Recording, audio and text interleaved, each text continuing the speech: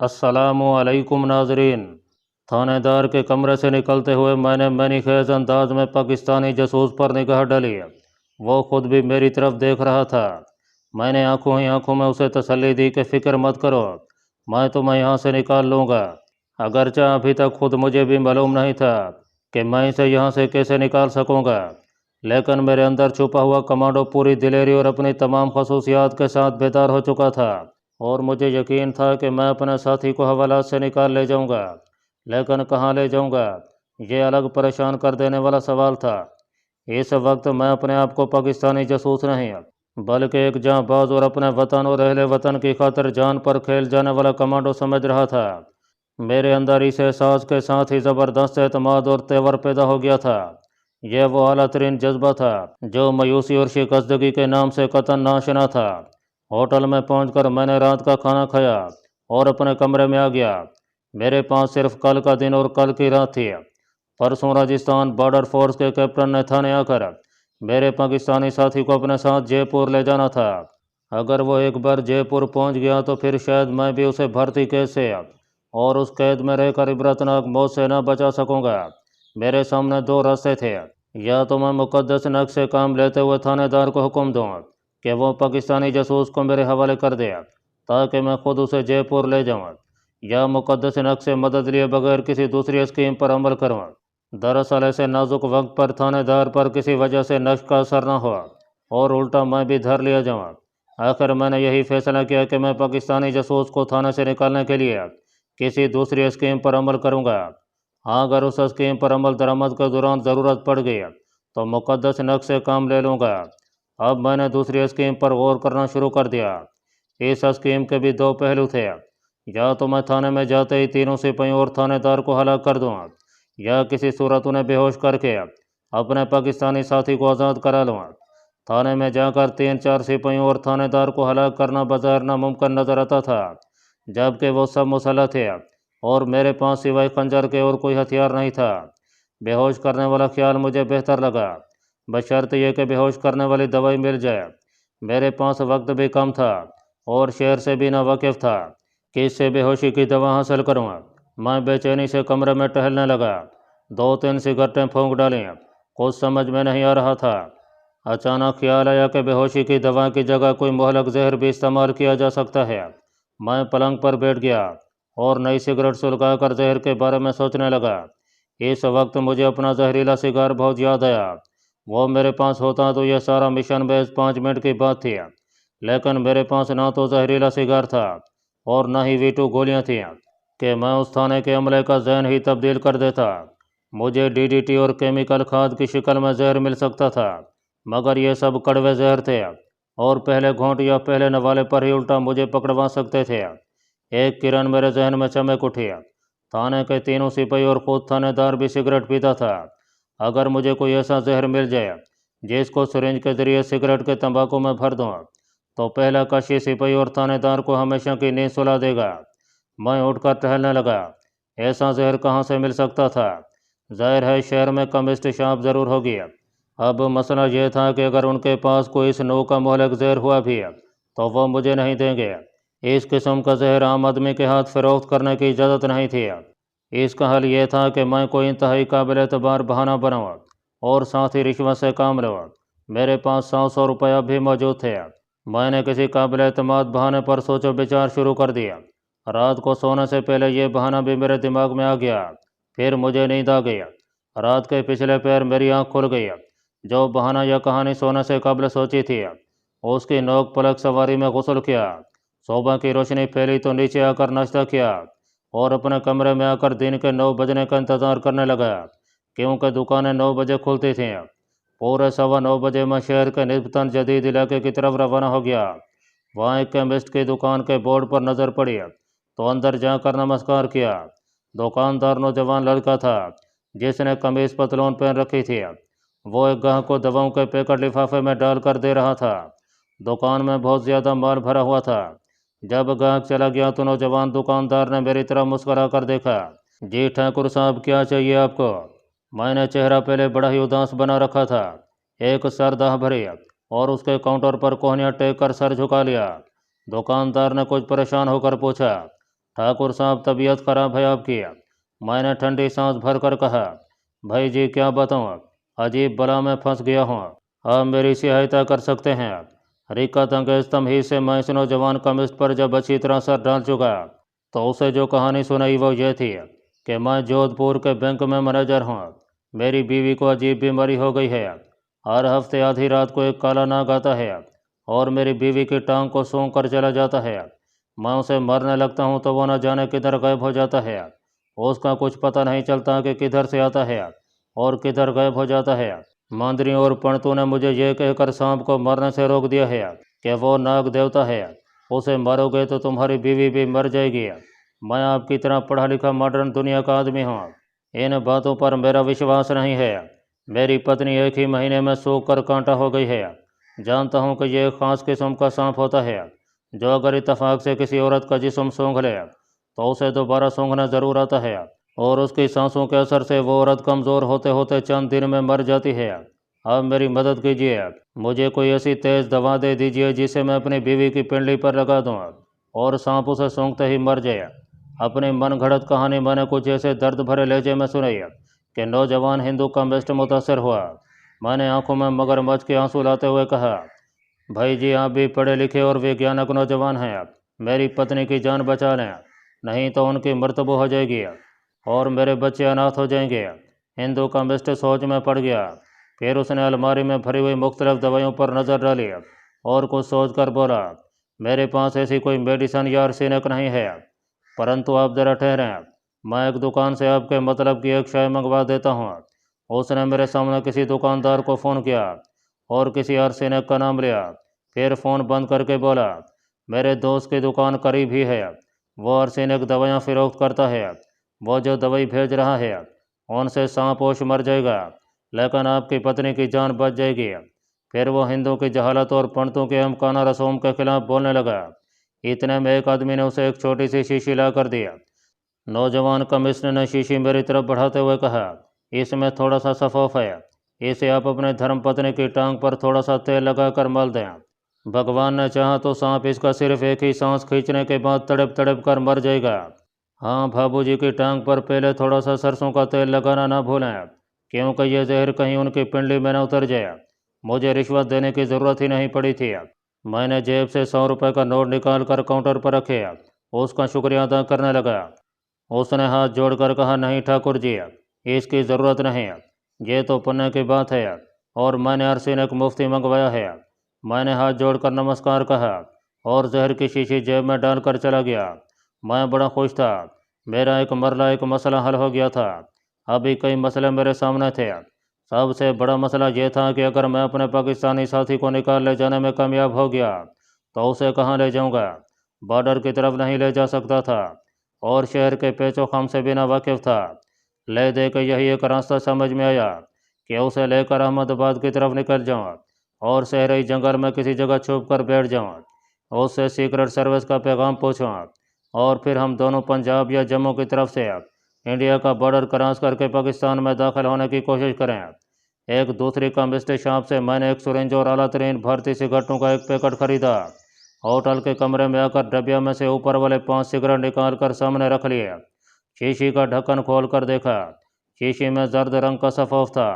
उसे भी मैंने कागज़ के एक टुकड़े पर उलट लिया। सुरेंज की सुई से एक सिगरेट के अगले हिस्से के तंबाकू में छोटा सा मगर गहरा सुराख किया। उसमें सुई की मदद से ही जहरीला सफ़ाफ उठाकर उसमें अच्छी तरह भरा और माचिस की तीली से तंबाकू की सत्ता को इस तरह बराबर कर दिया कि देखने से मालूम ही नहीं होता था कि इसमें इंतहाई मुहलक जहरीला सफ़ाफ भर दिया गया है। यूँ ही मैंने वो सफ़ाफ 4 और सिगरेटों में डालकर उनकी सत्ता हमवार कर दी। फिर 5 सिगरेटों को डबिया में डालकर पैकेट बंद करके जेब में रखा। सुरेंज की सुई को मैंने तोड़ दिया, लेकिन जहरीला सफ़ाफ दोबारा शीशी में डालकर शीशी जैकेट की जेब में रख लिया। दोपहर का खाना खाने के बाद मैं लारियों के अड्डे पर आ गया। यहाँ कुछ टैक्सियाँ भी मौजूद थीं। मैंने उनसे ईरानी ड्राइवर को, वो वैसे भी दुबला पतला सा था, उसके पास जाकर हाथ जोड़कर नमस्कार किया और कहा, भाई जी, मेरी पत्नी की तबीयत बहुत ख़राब है और वह अस्पताल जाने से डरती है। तो भाई जी, मैंने सोचा है कि जब दर्द का दौरा शुरू हुआ तो उसे टैक्सी में डालकर अस्पताल ले जाऊंगा। उस वक्त वो बेहाल होगी, इनकार ना कर सकेगी। ड्राइवर बीड़ी का कच लगा कर बोला, ठाकुर तुम अस्पताल वालों की गाड़ी क्यों नहीं मंगवा लेते? मैंने फ़ौरन कहा, भाई जी कोई पता नहीं कि कब दर्द शुरू हो जाए, मेरे पास कोई गाड़ी नहीं है, आप मुझे अपने घर का पता दे दें, अगर आज रात ज़रूरत पड़ी तो आपको ख़बर कर दूंगा। लीजिए 100 रुपये रख लीजिए, बाकी 200 उस वक्त अदा कर दूंगा। ड्राइवर 100 रुपये लेकर बड़ा खुश हुआ और बोला, ये गाड़ी मेरी तो नहीं है ठाकुर, परंतु घबराओ नहीं, मैं आज रात अपने पास गाड़ी रख लूँगा। तुम मुझे अपना घर क्यों नहीं दिखा देते? मैं रात को वहाँ पहुँच जाऊँगा। भाई जी कोई पता नहीं कब दौरा पड़ जाए, आप यूं ही मेरे घर के आगे बैठे रहेंगे, मैं खुद ही आपके घर जाकर इतला दे दूँगा। वैसे सामने वाले बाज़ार में मेरा घर है। टैक्सी ड्राइवर पर मेरे 100 रुपये ने बड़ा असर किया था। फिर मेरे उन 200 रुपयों का भी पेश अज़ वक्त काफ़ी असर हो चुका था। एक तरफ इशारा करके बोला, ठाकुर वो जो मंदिर है उसके पीछे वाली गली में मेरा मकान है, चलो आपको दिखाई देता हूँ। उसने बीड़ी फेंकी और मुझे टैक्सी में बिठाकर मंदिर की तरफ चला। उसका मकान मंदिर की एक भी गली का पहला मकान था। बस जी यहाँ आकर दरवाज़ा खटखटा दें, मैं दरवाजे के पास ही चारपाई पर सोता हूँ। मैं वहाँ से पैदल ही दूसरी तरफ होकर अपने होटल की तरफ चल पड़ा। चौक में हलवाई की दुकान से मिठाई का एक डब्बा खरीदा और होटल में संभाल कर रख लिया। अब मुझे रात होने का इंतज़ार था।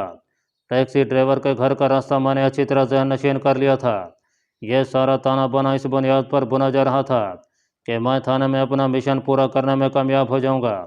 रात का खाना खाकर मैं पैकेट से सिगरेट निकाल कर पीने लगा तो फ़ौरन ही ख्याल आ गया और मैंने जल्दी से पैकेट जेब में डाल लिया।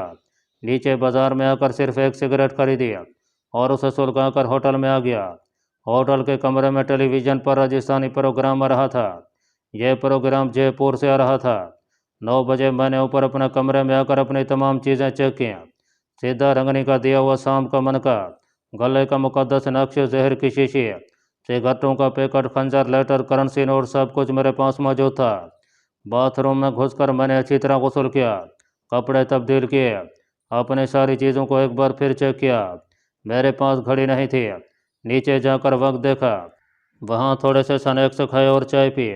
थोड़ी सी मछली एक पैकेट में बंधवा ली थी। दीवार पर लगे कलाक की सुइयां रात के 10 बजा रही थीं। मैं ऊपर कमरे में आ गया। मेरा कमांडो मिशन शुरू होने में थोड़ी देर बाकी रह गई थी।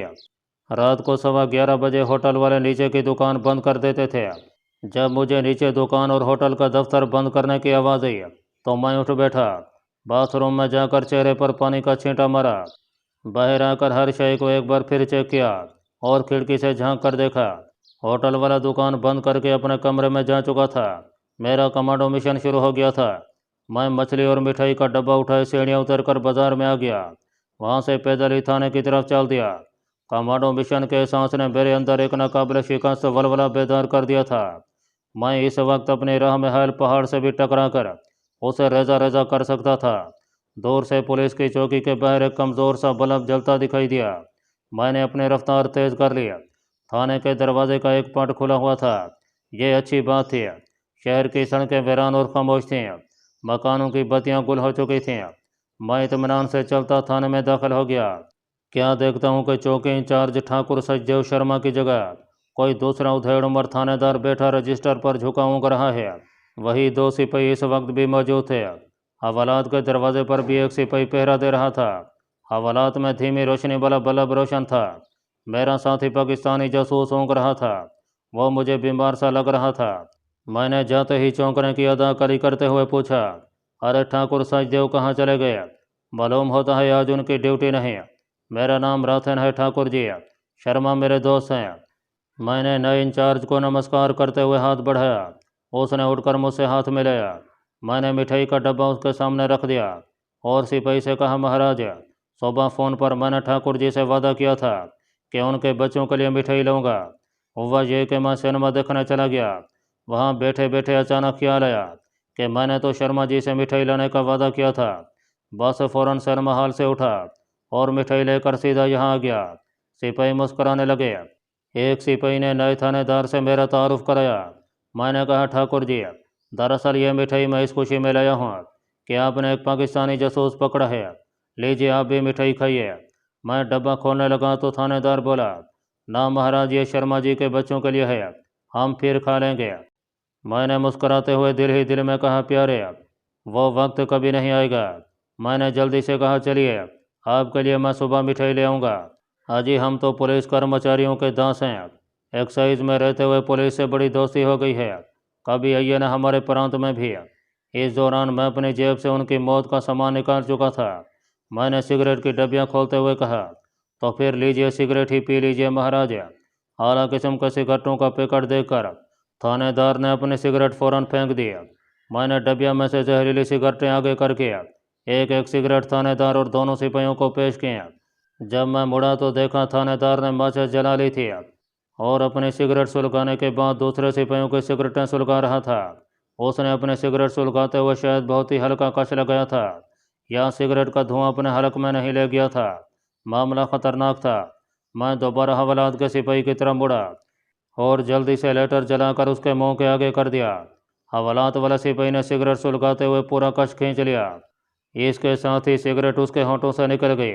وہ بغیر آواز نکالے اپنے گلے کو مسلنے لگا اور یوں بار بار منہ کھولنے اور بند کرنے لگا جیسے اسے سانس لینے میں دشواری پیش آ رہی ہو۔ میں نے تیزی سے پلٹ کر دیکھا، تھانے دار اور دونوں سپاہی مردہ پڑے تھے۔ زہر اپنا کام کر چکا تھا۔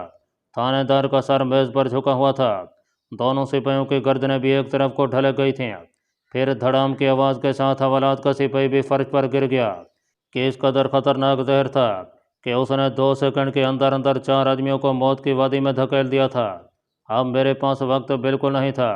اس دوران میں میرا پاکستانی ساتھی اٹھ کر سلاخوں کے قریب آ گیا تھا۔ اس نے گھبرائی ہوئی آواز میں کہا، چابی سپاہی کی پیٹی میں موجود ہے۔ میں نے مردہ سپاہی کی پیٹی میں سے چابی نکالی اور حوالات کا تالا کھولتے ہوئے کہا، چلو جلدی سے باہر نکلو۔ میں لپے کر تھانے دار کی میز کی طرف گیا اور وہاں سے مچھلی اور مٹھائی کے پیکٹ اٹھا لیے۔ پھر دروازے میں رک کر باہر دیکھا۔ بازار اسی طرح سنسان پڑا تھا۔ میں پاکستانی جاسوس کو اپنے پیچھے آنے کا اشارہ کر کے تھانے سے نکل آیا۔ وہ پاکستانی جاسوس میرا ہم عمر ہی تھا، مگر جسامت میں مجھ سے ذرا کم تھا۔ تھانے کی مار اور لوگوں کے زد و کوب کرنے کی وجہ سے وہ بیمار سا معلوم ہوتا تھا۔ اس کی آنکھ پر نیلا داغ ابھی تک موجود تھا۔ ہم کہاں جا رہے ہیں؟ اس نے پوچھا۔ ابھی خاموش رہو، میں نے کہا، مگر وہ پھر بولا، میں نے تمہیں پہچان لیا تھا کہ تم ہی درویش ہو، میں تمہاری ہی تلاش میں یہاں آیا تھا۔ میں نے اسے ڈانٹ دیا، تم خاموش نہیں رہ سکتے احمق کہیں کے۔ وہ چپ ہو گیا۔ مجھے ایک خطرہ تھا کہ راستے میں کہیں راؤنڈ لگاتا کوئی سپاہی نہ مل جائے، لیکن اب میں نے بھی راستے سے ہٹا دینے کا فیصلہ کر لیا تھا، کیونکہ اب میں جاسوس کی بجائے ایک خونخوار کمانڈو بن چکا تھا۔ چوک میں حلوے کی دکان اب تک کھلی ہوئی تھی۔ میں بازار کے دوسری طرف نکل آیا۔ وہاں سامنے میرا ہوٹل تھا جو بند پڑا تھا، پھر بھی میں اس سے کچھ فاصلے سے ہو کر گزرا۔ لاریوں کا اڈا بھی سنسان پڑا تھا۔ ایک جانب وہ مندر تھا جس کے عقب میں ٹیکسی ڈرائیور کا گھر تھا۔ مندر کی عقبی گلی میں پہنچتے ہی ڈرائیور کے مکان کے باہر ٹیکسی کھڑی نظر آ گئی جس کا رخ سڑک ہی کی جانب تھا۔ میرے دل میں خیال آیا، جب ٹیکسی یہاں موجود ہے تو ڈرائیور کو جگانے کی کیا ضرورت ہے؟ کہیں وہ بیچارہ خام خواہ ہمارے ہاتھوں نہ مارا جائے۔ میں نے اپنے ساتھی سے سرگوشی میں کہا، ہمیں یہ ٹیکسی لے کر جانی ہے، خاموشی سے میرے پیچھے آؤ۔ میں نے قریب جا کر دیکھا، ٹیکسی کے دروازے مقفل تھے اور شیشے چڑھے ہوئے تھے۔ پرانی ٹیکسی تھی۔ میں نے جیب سے خنجر نکال کر کھڑکی کے شیشے کا ربڑ اکھاڑا اور شیشہ نیچے کر دیا، پھر اندر ہاتھ ڈال کر دروازہ کھول دیا۔ ہم دونوں جلدی سے ٹیکسی میں گھس گئے۔ اب ایک دوسری مشکل پیش آئی، گاڑی کا انجن کیسے سٹارٹ کریں؟ میں نے اپنے ساتھی کے کان میں کہا، نیچے اتر کر اسے دھکا لگاؤ۔ اس نے پورا زور لگا کر دھکا لگایا تو گاڑی آہستہ آہستہ آگے سرکنے لگی۔ میں اسے سڑک پر لے آیا۔ اب میں نے اسے کہا کہ بونٹ اٹھا کر انجن سٹارٹ کرو۔ اس نے ایسا ہی کیا۔ میں نے ریس دی تو انجن ایک گڑگڑاہٹ کے ساتھ سٹارٹ ہو گیا۔ اگر ٹیکسی کا ڈرائیور بیدار بھی ہو جاتا تو ہمیں نہیں پکڑ سکتا تھا۔ میں نے ٹیکسی کو گیئر سے نکال کر نیا گیئر لگایا اور ایکسیلیٹر دبا دیا۔ میرا ساتھی لپے کر میرے پاس آ بیٹھا تھا۔ گاڑی نے دھواں چھوڑا اور ویران سڑک پر دوڑنے لگی۔ میں اس سڑک سے شناسا تھا۔ یہ وہ سڑک تھی جس سے ہو کر میں احمد آباد سے اودھے پور کے لاریوں کے اڈے میں داخل ہوا تھا۔ گاڑی اگرچہ پرانی تھی لیکن اس کا انجن بڑی ٹھیک ٹھاک حالت میں تھا۔ میں نے گاڑی کو 70 کلومیٹر فی گھنٹے کی رفتار پر چھوڑ دیا تھا۔ میرے ساتھی نے کہا، ہم اس سڑک پر محفوظ نہیں ہیں۔ اگر ٹیکسی والے کی آنکھ نہ بھی کھلی تو تھانے میں ہم جو 3 سپاہیوں اور تھانے دار کا خون کرے ہیں وہ چھپا نہیں رہ سکتا۔ हो सकता है पुलिस की कोई जीप हमारे ताकों में ऐसी सड़क पर चल पड़े। इसके अलावा अगले शहर की पुलिस चौकी को हमारे बारे में खबरदार किया जा सकता है और हम आगे पकड़े जा सकते हैं। जिन खदशात का इजहार मेरा साथी कर रहा था उन पर मेरी भी नज़र थी। मैंने उसकी बातों को नज़रअंदाज करते हुए पूछा, तुम्हारा नाम क्या है? हमजद। और मेरा कोड नाम? वो एकदम खामोश हो गया, फिर मेरी तरफ रुख करके बोला, तुमने मुझे अपना कोड नंबर नहीं बताया। अगरचे तुम्हारी शक्ल उस तस्वीर जैसी है जो मुझे इस्लामाबाद में चौधरी साहब ने दिखाई थी, लेकिन उन्होंने तुम्हें जो नंबर दिया था वो मालूम करना ज़रूरी है। मैंने अपना 3 हिंसों वाला नंबर उसे बता दिया।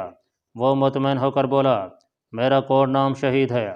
मैंने कहा, अब बताओ कि चौधरी साहब ने क्या पैगाम लेकर तुम्हें मेरे पास भेजा है, क्योंकि हो सकता है कि हम पुलिस के नरगे में फंस कर एक दूसरे से बिछड़ जाएं और फिर न जाने कब मिल भी सकें या नहीं। हमजद ने मुझे वो पैगाम देना शुरू किया जो पाकिस्तान सिगरेट सर्विस के चीफ ने उसे मुझ तक पहुंचाने के लिए कहा था। दुश्मन हमसाया मुल्क ने हमारे मुल्क के इंतहाई काबिल और न्यूक्लियर साइंस में हरफ आखिर साइंसदान डॉक्टर अफरीदी और उसकी नौजवान लड़की मिस नौरीन को अगवा कर लिया है। पाकिस्तानी साइंसदान डॉक्टर अफरीदी के पास एक कीमती फार्मूला है जो उसकी बरसों की मेहनत का नतीजा है। दुश्मन मुल्क में अपने एटमी मंसूबे को मुकम्मल करने और पाकिस्तान के खिलाफ एटमी हथियार बनाने के लिए डॉक्टर अफरीदी के एटमी फार्मूले से काम लेना चाहता है। डॉक्टर अफरीदी की बेटी को इसलिए अगवा किया गया है ताकि डॉक्टर अपनी बच्ची की ज़िंदगी की खातिर दुश्मन के इशारों पर चलने के लिए मजबूर हो जाए। मेरे लिए क्या हुक्म दिया गया है? मैंने पूछा। तो मैं ये ड्यूटी सौंपी गई है कि जिस तरह भी हो सके डॉक्टर अफरीदी और उसकी बेटी मिस नूरीन को दुश्मन की कैद से निकाल कर मुंबई शहर में मुकीम एक पाकिस्तानी एजेंट के पास पहुंचा दो। मैंने कहा, दुश्मन मुल्क के जासूस हमारे साइंसदान और उसकी बेटी को अगवा करके ले गया और आप लोग मुँह तकते रह गए। यह सब कुछ एक ऐसी गहरी साजिश के तहत हुआ कि किसी को कानो कान खबर ना हो सकी। बहरहाल यह तुम्हें खुद ही मालूम हो जाएगा। इस वक्त सबसे बड़ा मसला डॉक्टर और उसकी बेटी को दुश्मन की कैद से निकाल कर पाकिस्तानी एजेंट के पास बम्बई पहुंचाने का है, क्योंकि बावर किया जाता है कि डॉक्टर अफरीदी से काम लेने के बाद दुश्मन उसे उसकी बेटी समेत हलाक कर डालेंगे। सामने से किसी ट्रक की रोशनियां नजर आई। मैंने टैक्सी की रफ्तार कम करके उसे एक तरफ कर लिया। ट्रक गुजर गया तो मैंने अमजद से पूछा, क्या कुछ खबर है कि डॉक्टर अफरीदी को किस शहर में और किस जगह ले जाकर कैद में रखा गया है? हाँ, अमजद बोला, हमारी इंटेलिजेंस हमें सिर्फ इतना ही बता सकी है कि अहमदाबाद और बड़ौदा के दरमियान धारावार का एक घना और ख़तरनाक जंगल है। उस जंगल में दुश्मन ने एक पुराने किले के खंडर में नीचे खुफिया लेबॉर्ट्री कैम्प कर रखी है। डॉक्टर अफरीदी और उसकी बेटी उसी ज़ेर ज़मीन लेबॉर्ट्री में कैद हैं। वो लेबॉर्ट्री कोई एटमी सेंटर नहीं है और ना ही वहाँ कोई एटमी रिएक्टर लगा हुआ है, लेकिन एटमी प्रोसेस के सिलसिले में इब्तदाई काम वहीं होता है। हमारी इंटेलिजेंस को इससे ज़्यादा कुछ मालूम नहीं हो सका। हमारी टैक्सी वीरान सड़क पर 60 मील फी घंटा की रफ्तार से दौड़ी जा रही थी। मैंने अमजद से मुंबई में मुकीम पाकिस्तानी एजेंट के बारे में दरियाफ्त किया तो उसने बताया कि उसकी उम्र 50 बरस का दरमियाना, रंग सांवला और बालों में सफ़ेदी है। असली नाम अब्दुर्रहमान है, सियालकोट का रहने वाला है। 15 साल से मुंबई में हकीम सुलेमान शाह के नाम से चरनी रोड पर तिब कर रहा है। उसने शादी नहीं की। उसने अवाम की भलाई के लिए दुकान ही के एक हिस्से में छोटी सी अखबार लाइब्रेरी बना रखी है। उसी दुकान के पीछे उसका मकान है जहां वो रहता है। उसका खुफिया कोड नाम नीला मरवरीद है। क्या तुम्हें यह सब कुछ याद रहेगा? यह सब कुछ मेरे जहन के कंप्यूटर में महफूज हो चुका है। मैंने कहा। फिर उससे बड़ा अहम सवाल किया कि उसका मसरफ अब क्या रह गया है और वो क्या चाहता है। मुझे तो सिर्फ पैगाम पहुंचाना था जो पहुंचा दिया गया। अब आगे तुम्हारा मिशन शुरू होगा। मैं वापस चला जाऊंगा।